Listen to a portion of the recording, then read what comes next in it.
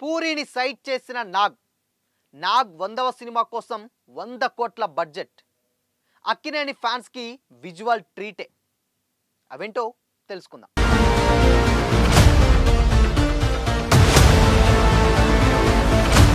Hi hello, welcome to Disha TV.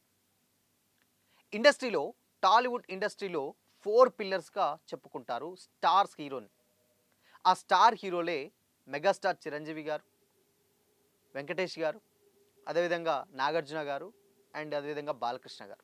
So ఈ నలుగురిని టాలీవుడ్ ఇండస్ట్రీలో టాప్ 4 పిల్లర్స్గా ఇప్పటికీ స్టిల్ చెప్పుకుంటూనే ఉంటారు. అయితే మెగాస్టార్ చిరంజీవి గారు ఇప్పటికే దాదాపు 156 సినిమాలు కంప్లీట్ చేశారు.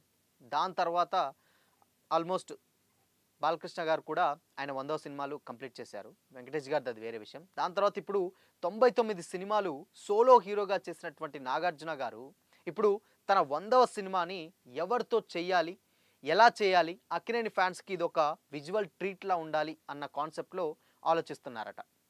అయితే రీసెంట్గా పూరి జగన్నాథ్ గారు తన 100వ సినిమాని డైరెక్ట్ చేస్తున్నారు అంటూ వార్తలు కూడా వచ్చాయి.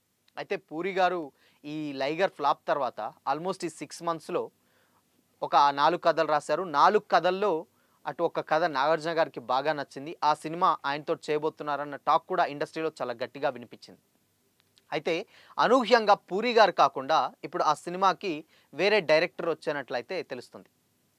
అయితే 100 కోట్ల బడ్జెట్ పెట్టి 100వ సినిమా అంటే ఈ సినిమాను ఆల్మోస్ట్ తెలుగు, తమిళ్, మలయాళం, కన్నడ, హిందీ అంటే ఆల్మోస్ట్ పాన్ ఇండియా రేంజ్లో ఈ సినిమాని డైరెక్ట్ చేయాలని టీం అయితే భావిస్తుందట. అండ్ అదేవిధంగా నాగార్జున గారు కూడా 100 కోట్ల భారీ బడ్జెట్ అంటే సినిమా ఏ రేంజ్లో ఉండాలి, కాస్ట్ అండ్ క్రూ ఇవన్నీ కూడా డెఫినెట్గా చాలా జాగ్రత్తలు తీసుకున్నట్లుగా తెలుస్తుంది.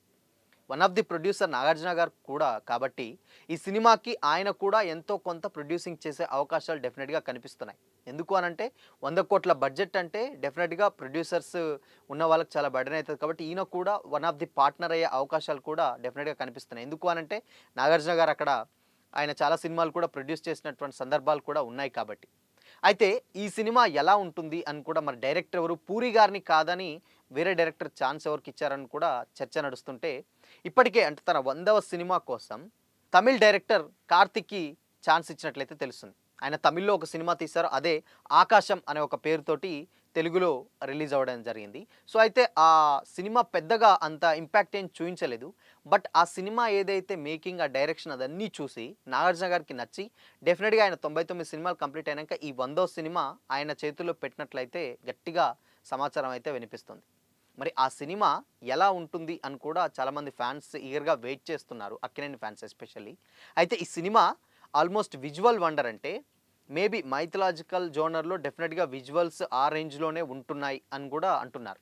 సో కాబట్టి విజువల్ ట్రీట్ ఇవ్వాలి అనుకుంటే కొంచెం యునిక్ సబ్జెక్ట్ తోటి రావాలి. కాబట్టి అదొక ప్రజెంట్ జనరేషన్ స్టోరీ కాకుండా ఇంకేం ఫ్యూచరిస్టిక్ ఏదో అలాంటి కైండ్ ఆఫ్ జోనర్గా ఉన్నట్లయితే తెలుస్తుంది. సో దీని మీద ఇంకా అఫీషియల్గా అనౌన్స్మెంట్ అయితే రాలేదు. బట్ విజువల్ వండర్గా వస్తుంది అన్న టాక్ మాత్రమే వినిపిస్తుంది. కాబట్టి సినిమా మాత్రం డెఫినెట్గా అదొక ఫ్యూచర్ జనరేషన్ సినిమా అని కూడా తెలుస్తుంది. అండ్ ఇంకోటి నాగార్జున గారికి కంప్లీట్గా మాస్ పక్కన పెడితే ఆయన టెక్నికల్ మూవీస్ ఇప్పటివరకు చేయలేదు. టెక్నాలజీకి సంబంధించినటువంటివి లేకపోతే ఇలాంటి ఈ జోనర్స్ ఎప్పుడు టచ్ చేయలేదు. సో 100వ సినిమా కాబట్టి అలాంటి జోనర్ ఇస్తే డెఫినెట్గా ఇంకా బాగా రీచ్ వస్తుందని కూడా అనుకుంటున్నారట.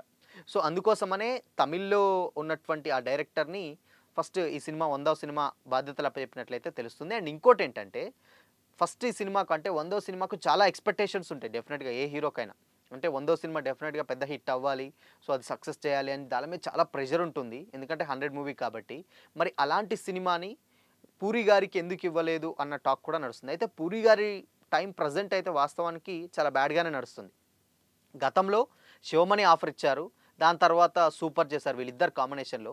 సో శివమణి ఓకే హిట్ అయినా కానీ సూపర్ ఎందుకో అంత ఎక్సైటింగ్గా అంత అనిపించలేదట. సో కాబట్టి మేబీ ఇప్పుడు ఉన్నటువంటి సిచ్యువేషన్ కూడా బేస్ చేసుకొని మరి 100 crores అంటే డెఫినెట్గా చాలా పెద్ద బడ్జెట్ మూవీ కాబట్టి ఎవరికైనా చిన్న స్వార్థాలు అవి ఉంటాయి, ఫైనాన్షియల్ ఇష్యూస్ కాబట్టి మేబీ అందుకోసమని ఆ కార్తిక్ గారిని అప్రోచ్ అయినట్లయితే తెలుస్తుందట. సో 100వ సినిమాని నాగార్జున గారి 100వ సినిమాని కార్తిక్ గారు డైరెక్ట్ చేస్తున్నట్టు తెలుస్తుంది. అయితే ఫస్ట్లో పూరి గారు అనుకున్నారు, దాని తర్వాత మోహన్ రాజా గారు అనుకున్నారు, దాని తర్వాత అదే Tamil director God father director అనమాట ఆయన.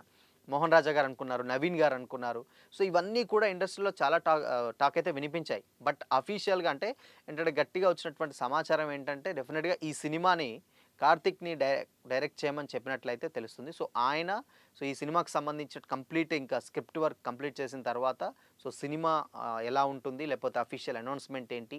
అని కూడా అవన్నీ త్వరలోనే అఫీషియల్ అనౌన్స్‌మెంట్ ఇచ్చే ఛాన్స్ అయితే ఉన్నట్లు ఇండస్ట్రీ వర్గాలైతే చెప్తున్నాయి. మొత్తంగా ఏదేమైనా ఇక్కడ 'పూరి' గారికి డెఫినిట్‌గా ఛాన్స్ ఇస్తున్నారు. అండ్ ఇంకోటేందంటే 'పూరి' గారికి మరెందుకు డెఫినిట్‌గా ఆయన కమ్‌బ్యాక్ ఇవ్వచ్చు కదా! అని కూడా అనుకోవచ్చు. అయితే రీసెంట్ టైమ్‌లో 'పూరి' గారు రాసుకున్నటువంటి 4 కథలు కొన్ని 'నాగార్జున' గారికి వినిపించిన తర్వాత అక్కడ తమిళ్‌లో 'విజయ్ సేతుపతి' గారికి బాగా నచ్చి ఆయన ఓకే చెప్పినట్లయితే డెఫినిట్‌గా ఇన్ఫర్మేషన్ ఉందట. సో, అందుకోసమనే అక్కడ 'పూరి' గారు రాసినటువంటి స్టోరీని విజయ్ సేతుపతి గారు చేస్తారు కాబట్టి డెఫినిట్‌గా ఆయన అటెళ్లారు.